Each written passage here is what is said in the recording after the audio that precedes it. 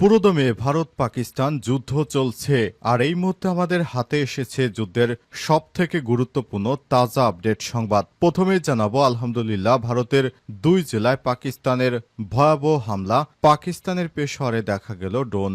ভারত এবং পাকিস্তানের মধ্যে যুদ্ধবিরতি ঘোষণার কয়েক ঘন্টা যেতে না যেতেই বিস্ফোরণে কেঁপে উঠেছে ভারত শাসিত কাশ্মীরের রাজধানী শ্রীনগর। এছাড়াও ড্রোন উঠতে দেখা গেছে পাকিস্তানের পেশোয়ার শহরের আশপাশেও। আজ মার্কিন বার্তা সংস্থা এপি জানিয়েছে উত্তর পশ্চিম পাকিস্তানের পেশোয়ারা শহরের উপর একটি ড্রোন দেখতে পেয়েছে বাসিন্দারা। এরপর জানাবো পাকিস্তানের হামলায় প্রাণ গেল বিএসএফ জওয়ানের। পাকিস্তানের গোলার আঘাতে ভারতের সীমান্তিরক্ষী বাহিনী বিএসএফ এর সদস্যের মৃত্যু হয়েছে, এছাড়াও আহত হয়েছে অন্তত 7 জন। আজ জম্মু সীমান্তের কাছে RS পুরা সেক্টরে এই ঘটনা ঘটে। এদিকে পাকিস্তানের বিরুদ্ধে গুরুতর অভিযোগ আনল ভারত। টানা 19 দিন সংঘাতময় পরিস্থিতির মধ্য দিয়ে যুদ্ধবিরতিতে সম্মত হয়েছে ভারত ও পাকিস্তান। তবে এর কয়েক ঘন্টা পরই পাকিস্তানের বিরুদ্ধে গুরুতর অভিযোগ এনেছে নয়াদিল্লি। রাতে ভারত সরকারের পক্ষ থেকে বলা হয়েছে পাকিস্তান যুদ্ধবিরতি লঙ্ঘন করেছে। যুদ্ধবিরতি লঙ্ঘনের কারণে পাকিস্তানের বিরুদ্ধে কঠোর ব্যবস্থা নেবে দেশটির সেনাবাহিনী, এমন হুঁশিয়ারিও দিয়েছে দেশটি। খবর দ্য হিন্দুস্তান টাইমসে।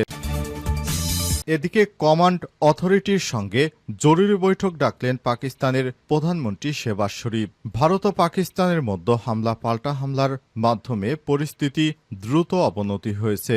যে কোনো সময় ভয়াবহ কিছু ঘটতে পারে। এ অবস্থায় ন্যাশনাল কমান্ড অথরিটি বা NC এর বৈঠক ডেকেছে পাকিস্তানের প্রধানমন্ত্রী শেহবাজ শরীফ। আজ বিবিসির এক প্রতিবেদনে জানানো হয়েছে NC এর দেশটির স্থল, আকাশ ও নৌবাহিনীর যৌথ কৌশল প্রণয়নে ভূমিকা রাখে। তারা পারমাণবিক অস্ত্রের দেখভাল করে এবং এ বিষয়ে সিদ্ধান্ত গ্রহণ করে। এবং সর্বশেষ জানাবো ভারতে নিষিদ্ধ সংগঠন ছাত্রলীগ নেতা সাদ্দাম ও সাবেক গোয়েন্দা কর্মকর্তাকে গ্রেপ্তারের দাবি। ভারত ও পাকিস্তান যুদ্ধ পরিস্থিতির মধ্যে নিরাপত্তা জোরদার করা হয়েছে ভারত বাংলাদেশ সীমান্তে। এমন অবস্থায় আজ পশ্চিমবঙ্গের একাধিক স্থানে গ্রেপ্তার হয়েছে অন্তত 20 জন বাংলাদেশি। এদের মধ্যে উত্তর 24 পরগনার বাগদা এলাকা থেকে 11 জন, নদিয়ায় 7 জন, শিলিগুড়ি থেকে 1 জন এবং পূর্ব বর্ধমান থেকে 1 জনকে গ্রেপ্তার করা হয়েছে। এদের মধ্যে সন্দেহভাজন একজন গোয়েন্দা কর্মকর্তা এবং নিষিদ্ধ ছাত্র সংগঠন ছাত্রলীগের নেতা সাদ্দাম রয়েছে বলে জানা গেছে। প্রিয় দর্শক, এতক্ষণ শুনছিলেন সংবাদ শিরোনাম, এবারে বিস্তারিত। তবে তার আগে বন্ধুরা অনুরোধ থাকবে এই সংবাদটিতে একটি লাইক দিন।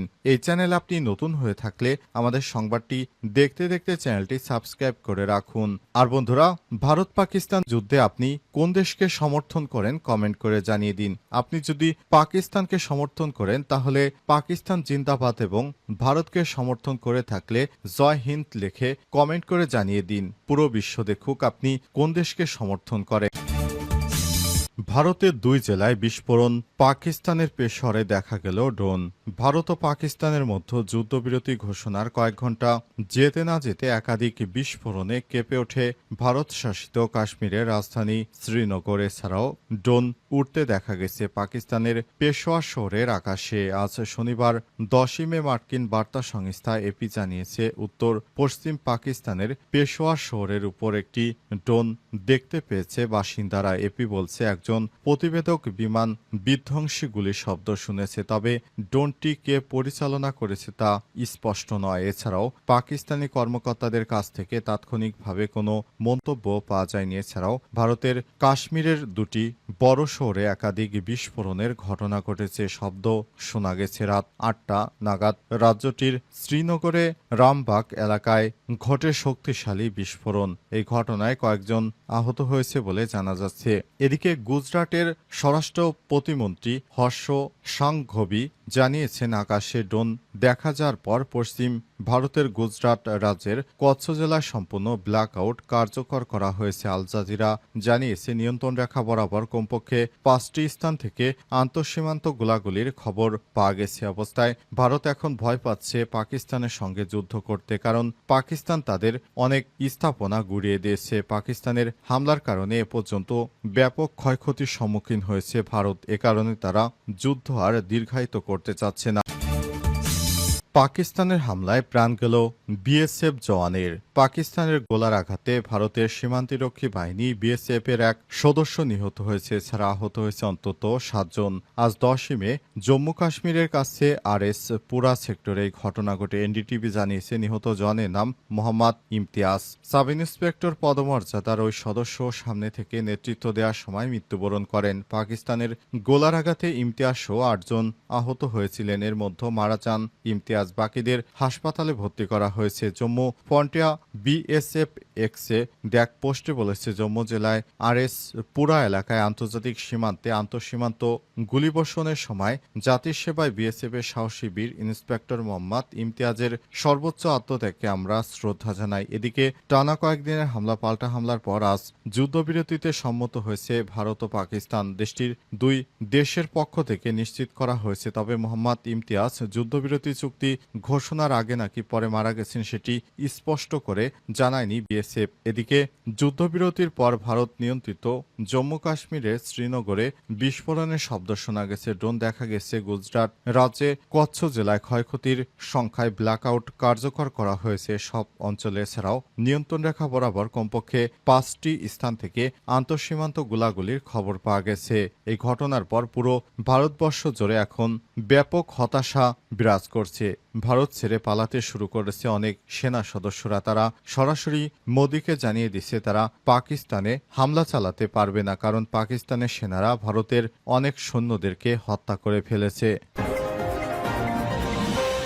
পাকিস্তানের বিরুদ্ধে গুরুতর অভিযোগ আনল ভারত। টানা ১৯ দিন সংঘাতময় পরিস্থিতির মধ্যে যুদ্ধবিরতি সত্ত্বে সম্মত হয়েছে ভারত ও পাকিস্তান। তবে এর কয়েক ঘণ্টা পরই পাকিস্তানের বিরুদ্ধে গুরুতর অভিযোগ এনেছে নয়াদিল্লি। শনিবার ১০ই মে রাতে ভারত সরকারের পক্ষ থেকে বলা হয়েছে পাকিস্তান যুদ্ধবিরতি লঙ্ঘন করেছে। যুদ্ধবিরতি লঙ্ঘনের কারণে পাকিস্তানের বিরুদ্ধে কঠোর ব্যবস্থা নেবে দেশটির সেনাবাহিনী, এমন হুঁশিয়ারি দিয়েছে দেশটি। খবর দা হিন্দুস্তান টাইমসের সংবাদ মাধ্যমটি বলেছে, যুদ্ধবিরতি কার্যকরের পর একাধিক স্থানে হামলার জেরে দেশটির পররাষ্ট্র সচিব বিক্রম মিস্ত্রি বলেছেন, তিনি বলেন, যুদ্ধবিরতি চুক্তিতে সম্মত হওয়ার কয়েক ঘণ্টা পরে ভারতীয় সশস্ত্র বাহিনী পাকিস্তানের যুদ্ধবিরতি লঙ্ঘনের জবাব দিচ্ছে।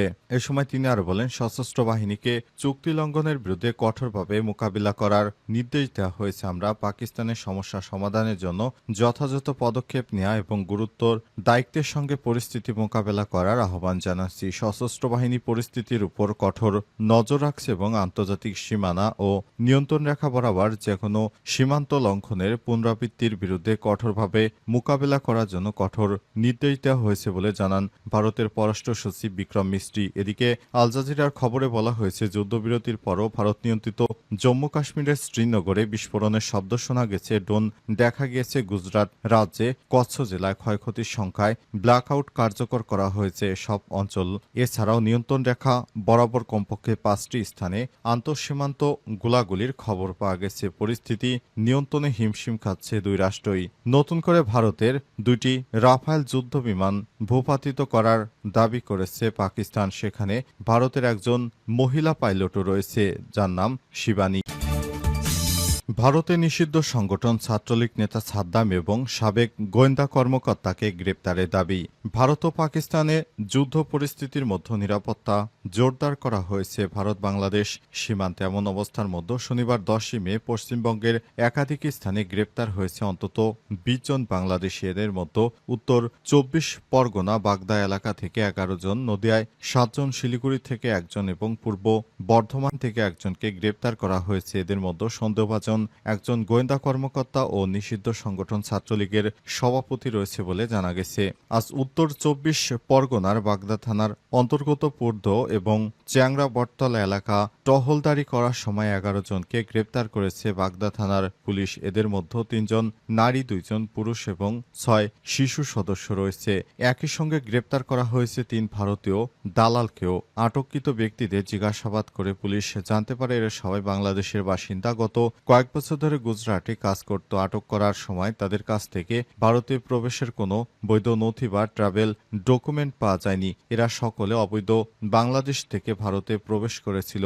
একই প্রক্রিয়ায় বাংলাদেশ থেকে যার জন্য বাগদায় এসেছিলেন, পরে ভারতীয় দালাল সহ তাদের বনগাঁ মহকুমা আদালতে প্রেরণ করা হয়েছে। অবস্থায় তাদেরকে বাংলাদেশে ফেরত পাঠানো হবে কিনা বিষয়টি এখনো নিশ্চিত হওয়া যায়নি। তবে বাংলাদেশের পক্ষ থেকে বলা হয়েছে, বাংলাদেশের কোনো নাগরিক যদি ভারতে গিয়ে আটক বা গ্রেপ্তার হয় তাহলে প্রয়োজনীয় কাগজপত্র সহ ভারত তাকে ফেরত দিতে পারে। শুধুমাত্র বাংলাদেশে পোষণ করার যে মনোভাব ভারত নিয়ে এগুচ্ছে সেগুলো পরিহার করতে হবে।